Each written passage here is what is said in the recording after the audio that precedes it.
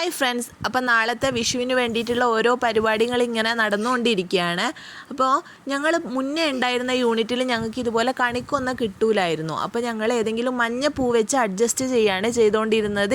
ഇവിടെയാണെങ്കിൽ അത്യാവശ്യത്തിന് ഞങ്ങൾ ആ ക്വാർട്ടേഴ്സിൻ്റെ അടുത്ത് തന്നെ ഉണ്ട്. അപ്പോൾ അതുകൊണ്ട് വലിയ കുഴപ്പമൊന്നുമില്ല. പിന്നെ അത് ഞാനിങ്ങനെ ഡോറിൻ്റെ അടുത്ത് അതും മാങ്ങയും കൂടെ കെട്ടി തൂക്കി കൊടുക്കുന്നുണ്ട്. അതിനുശേഷം ഞാൻ ഉണ്ണിയപ്പം ഉണ്ടാക്കാനുള്ള പരിപാടിയിലേക്ക് കടന്നു.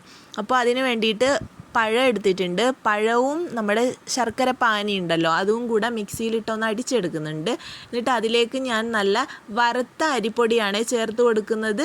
എന്നിട്ട് മൈദയും അതേ അളവിൽ മൈദയും ചേർത്ത് കൊടുക്കുന്നുണ്ട്. എന്നിട്ട് ഇതിൻ്റെ കൂട്ടത്തിൽ തന്നെ കുറച്ച് ഏലക്കയും ജീരകവും കൂടെ ചേർത്ത് കൊടുക്കുന്നുണ്ട്. എന്നിട്ട് മിക്സിയിൽ ഒന്ന് നന്നായിട്ട് അടിച്ചെടുക്കുക.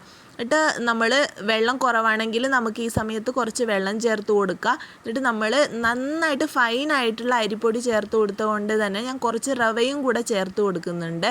ഈ ഒരു രീതിയിൽ തയ്യാറെടുക്കുമ്പോൾ എല്ലാ പ്രാവശ്യവും നന്നായിട്ട് വരുന്നുണ്ട്. ഇത്തവണ എങ്ങനെയാണെന്ന് അറിയില്ല, നമുക്ക് എന്തായാലും ട്രൈ ചെയ്ത് നോക്കാം. ഇത് റെസ്റ്റ് ചെയ്യാൻ വേണ്ടിയിട്ട് ഒരു 6 മണിക്കൂറെങ്കിലും ഞാൻ മാറ്റി വയ്ക്കും. ആ സമയം കൊണ്ട് ഞാൻ ഇത് ചിക്കൻ കറിയാണ് ഉണ്ടാക്കുന്നത്. ലേറ്റായി, അതുകൊണ്ട് ഈസി ആയിട്ടുള്ള ഒരു ചിക്കൻ കറിയാണ് ഉണ്ടാക്കുന്നത്. എല്ലാം കൂടെ ഒരുമിച്ചിട്ട് വഴറ്റുകയാണ് ചെയ്തത്. തക്കാളിയും ഉള്ളിയും വെളുത്തുള്ളി ഇഞ്ചി പിന്നെ അതിൻ്റെ കൂട്ടത്തിൽ കാഷ്യൂനട്ടും കൂടെ ഇട്ട് വഴറ്റിയെടുത്തിട്ട് അത് മിക്സിയിലിട്ടൊന്ന് അടിച്ചെടുക്കുകയാണ് ചെയ്യുന്നത്. എന്നിട്ട് ഇതുപോലെ ഒരു കുക്കർ വെച്ച് കൊടുത്ത് അതിലേക്ക് എണ്ണയും കുറച്ച് നെയ്യും ചേർത്ത് കൊടുക്കുന്നുണ്ട്.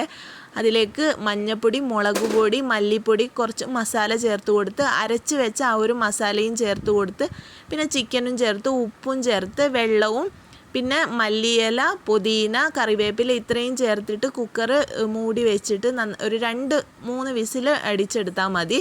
നല്ല ടേസ്റ്റി ആയിട്ടുള്ള കറിയാണ്. ഈസി ആയിട്ട് ഉണ്ടാക്കുകയും ചെയ്യാം.